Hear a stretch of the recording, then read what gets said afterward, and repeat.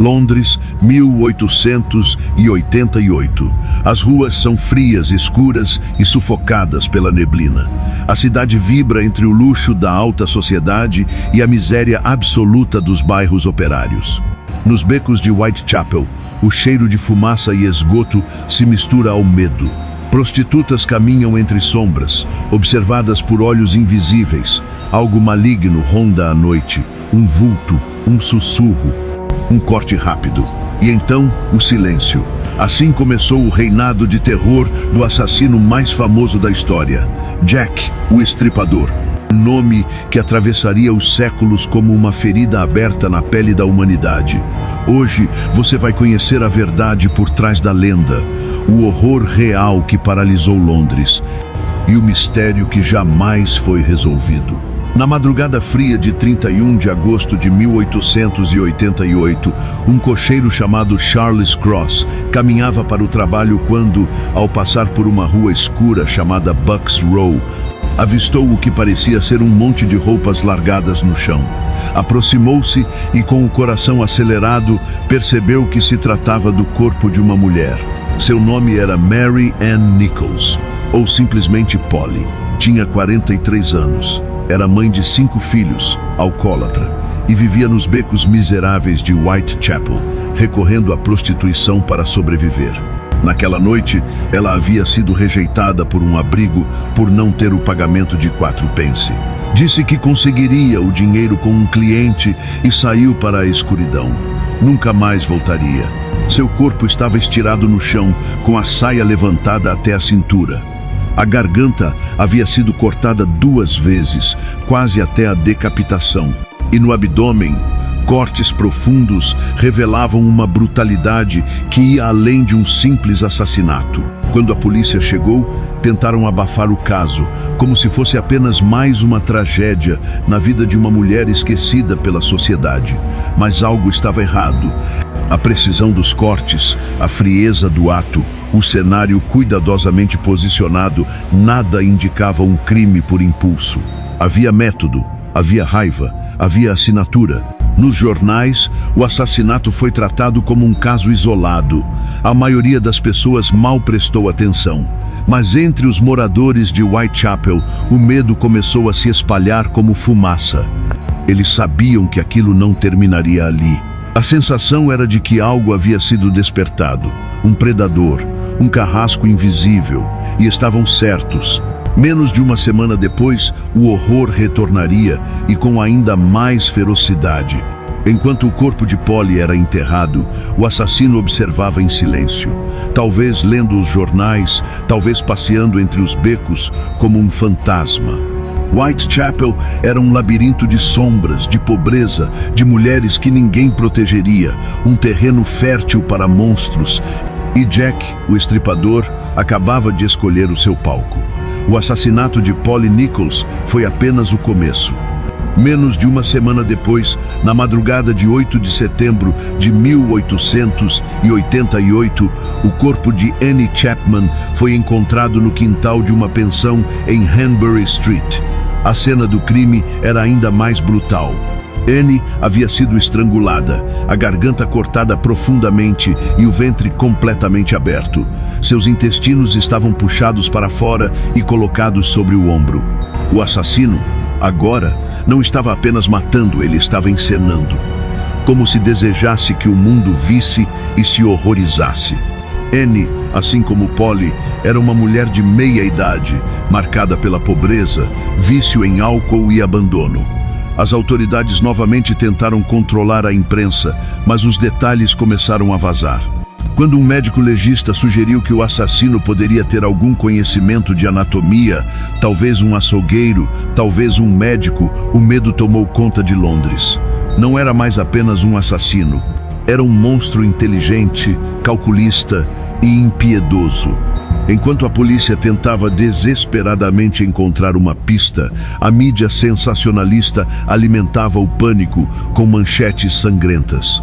O açougueiro de Whitechapel ataca novamente, diziam.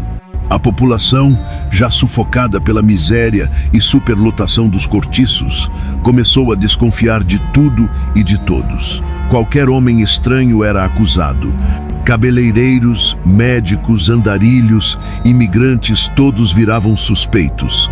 A desconfiança fervia, mas Jack, o estripador, permanecia invisível. Então, em 30 de setembro, o horror se multiplicou. Naquela madrugada, 2 mulheres foram assassinadas no intervalo de menos de 1 hora. A primeira foi Elizabeth Stride, encontrada em Dutfields Yard com a garganta cortada, mas sem mutilações no corpo. Muitos acreditam que o assassino foi interrompido talvez por alguém passando perto e fugiu antes de completar seu ritual. Mas ele não parou. 40 minutos depois, o corpo de Catherine Eddowes foi descoberto em Mitre Square e dessa vez ele compensou. A garganta de Catherine foi cortada, o rosto desfigurado com cortes profundos, o abdômen aberto e partes dos órgãos removidas, incluindo o rim esquerdo. A polícia encontrou, próxima ao local, um pedaço do avental ensanguentado da vítima, jogado perto de uma parede onde se lia uma inscrição feita a giz. Os judeus não são os homens que serão culpados por nada. A frase enigmática foi rapidamente apagada pelos superiores da polícia, temendo uma explosão de violência antissemita. Mas o gesto mostrava algo mais perturbador. Jack não apenas matava, ele provocava. Ele queria ser visto, queria deixar sua marca. 4 vítimas em menos de 30 dias, cada crime mais brutal que o anterior. Jack parecia evoluir, se tornar mais ousado, mais cruel. As ruas de Whitechapel viraram um campo de caça. Mulheres tinham medo de sair. Homens formavam patrulhas voluntárias, mas nada adiantava. Ele continuava à solta, sempre um passo à frente da polícia. E no meio da noite, talvez em uma esquina qualquer, talvez em uma janela escura, Jack observava, preparando seu próximo ato, porque para ele, aquilo era um espetáculo. À medida que os assassinatos se acumulavam, a polícia enfrentava não apenas um inimigo nas sombras, mas uma avalanche de desinformação. Centenas de cartas começaram a chegar às delegacias e redações de jornais. A maioria eram trotes, de curiosos, de gente perturbada, de pessoas querendo atenção. Mas entre elas, uma se destacou. Datada de 25 de setembro de 1888 e enviada à Agência Central de Notícias de Londres, a carta era escrita com tinta vermelha e carregava um tom debochado, provocador, frio. Começava assim: querido chefe. O autor dizia que ria da polícia, zombava de suas tentativas inúteis de capturá-lo. Dizia que os assassinatos ainda estavam longe de acabar. E, ao final, assinava com um nome que mudaria tudo: Jack the Ripper. Jack, o estripador. Era a primeira vez que o apelido surgia. A imprensa abraçou o nome com entusiasmo. Jack virou manchete, virou medo, virou lenda. O que antes era um assassino anônimo, agora ganhava uma persona, um personagem. Um símbolo do mal que caminhava entre os vivos, mas não parou por aí. Em 1º de outubro, uma nova correspondência chegou.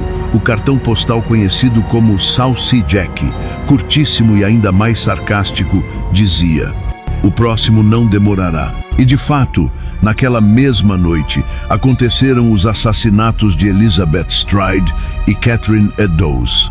O cartão parecia antecipar os crimes, como se o assassino estivesse rindo na cara da polícia. A coincidência era sinistra, e o medo atingiu um novo patamar. 2 semanas depois, uma terceira mensagem surgiu, ainda mais perturbadora. Um pacote enviado ao presidente do Comitê de Vigilância de Whitechapel trazia uma nova carta conhecida como From Hell, acompanhada de um pedaço de rim humano preservado em álcool. Na carta, o autor dizia ter fritado a outra metade e comido. O texto era grosseiro, cheio de erros de ortografia, mas carregava um peso macabro. A assinatura? Nenhuma, mas o recado era claro. Jack se alimentava do terror. A polícia, desesperada, não conseguia confirmar se todas essas cartas vinham do verdadeiro assassino. Algumas podiam ser armações, outras imitações, mas o estrago já estava feito. A imagem de Jack, o estripador, como um gênio do mal educado, cruel, refinado, estava selada. E essa construção, alimentada pela imprensa, transformou um serial killer real em um ícone eterno do horror. E enquanto as ruas se enchiam de policiais e os becos eram vasculhados à luz de lanternas, Jack continuava à frente, intocável, invisível, assistindo ao caos que ele mesmo causava, como um maestro macabro regendo uma sinfonia de medo. Era como se cada carta, cada palavra escrita com escárnio, fosse um novo corte na carne viva de Londres. E ninguém conseguia estancar o sangue. Com a cidade de Londres sufocada pelo medo e a imprensa transformando Jack o Estripador em uma celebridade macabra, a pressão sobre a polícia atingiu níveis insuportáveis. O caso agora envolvia os mais altos escalões da Scotland Yard. Investigadores experientes, médicos legistas, inspetores disfarçados, todos mobilizados para caçar um fantasma que parecia sempre escapar por entre os dedos da justiça. Um dos principais encarregados da investigação foi o inspetor Frederick Aberline, um homem obstinado com experiência nos becos perigosos de Whitechapel. Mas nem mesmo sua dedicação foi suficiente. A falta de tecnologia forense, somada ao despreparo policial para lidar com crimes desse tipo, transformou a investigação em um labirinto de suposições, pistas falsas e teorias contraditórias. A polícia elaborou uma lista com mais de 300 suspeitos, incluindo açougueiros, médicos, marinheiros, andarilhos e até membros da realeza. Todos foram interrogados, seguidos, espionados, mas nada levava ao verdadeiro assassino. Alguns dos suspeitos mais famosos incluíam Montague John Druitt, um advogado brilhante com histórico de instabilidade mental, encontrado morto no rio Tamisa semanas após o último assassinato. Aaron Kosminski, um barbeiro polonês com histórico de esquizofrenia, que foi internado em um asilo e cujo nome seria mencionado em relatórios internos da polícia. Walter Sickert, um pintor excêntrico que se tornou alvo de teorias modernas, principalmente após investigações conduzidas décadas depois. Mas nenhum deles jamais foi formalmente acusado. Nenhuma prova concreta, nenhum flagrante, nenhuma confissão. Para piorar, os becos de Whitechapel não ajudavam. Com suas vielas estreitas, ausência de iluminação adequada, cortiços abarrotados e uma população miserável e desconfiada da polícia, o assassino se escondia entre os invisíveis. Ele era um deles. Sabia onde pisar, quando atacar e como desaparecer. A polícia até chegou a colocar agentes disfarçados como prostitutas nas ruas, tentando atrair o assassino. Mas ele não voltou. Era como se soubesse de tudo, como se estivesse sempre um passo à frente ou como se tivesse desaparecido de vez. Com o tempo, a frustração virou vergonha. O público exigia respostas, os jornais cobravam prisões, mas a única coisa que crescia era o número de teorias. Muitos começaram a duvidar se Jack era apenas um homem ou uma força maior, uma entidade impossível de capturar. A caçada havia falhado, o assassino permanecia livre e sua sombra se tornava mais forte a cada dia que passava impune. E então, de repente, como surgira, Jack desapareceu. 9 de novembro de 1888. Um frio úmido envolvia Whitechapel quando, por volta das 10h45 da manhã, o Sr. Thomas Bowyer bateu à porta do número 13 da Miller's Court. Era um cortiço simples, escuro, onde vivia uma jovem chamada Mary Jane Kelly, de apenas 25 anos. Como ninguém respondeu, ele espiou pela janela quebrada, coberta por um lençol. O que viu congelou-lhe o sangue. O corpo de Mary Jane estava sobre a cama, ou o que restava dele.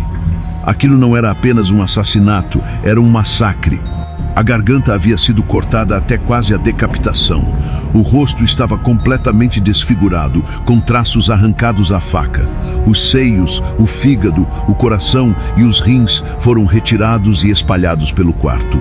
As coxas haviam sido esfoladas. Os órgãos internos, posicionados como peças de um ritual satânico.